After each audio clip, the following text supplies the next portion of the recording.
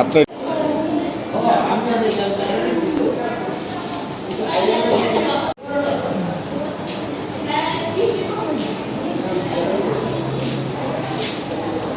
ভাইয়ে ভাইয়ে ঝগড়া লাগছে, হ্যাঁ বিয়ে দিলেছে পরের ঘর।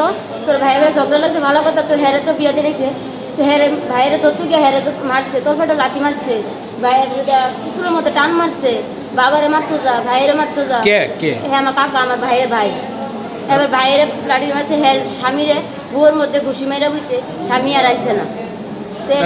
তারা কয়জন মারধর করছে? হ্যাঁ তারা ভাইয়ের বাবা একজন, ছেলে একজন, টোটাল দুইজনে। হ্যাঁ দুইজনে তার আগে বাড়ির মধ্যে হামলা মারছে।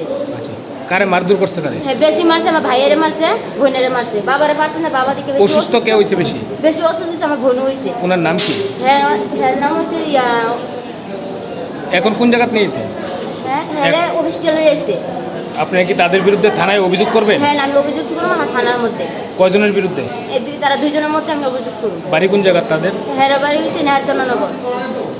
কি কারণে এরকম করতে পারে তারা? তারা জায়গা বাসা লে, তারা পারছে না লেগে জায়গা বাসা দেখতে পারছে না, হেরে গিয়ে কইছে কাকা ইটা করেন না, তারা সবসময় ইতি করে লেগে আমার কি মারবেন নি এভাবে মারছে, মানে মূলত জায়গা সম্পত্তির বিষয় নিয়ে। জায়গা সম্পত্তির ব্যাপারে।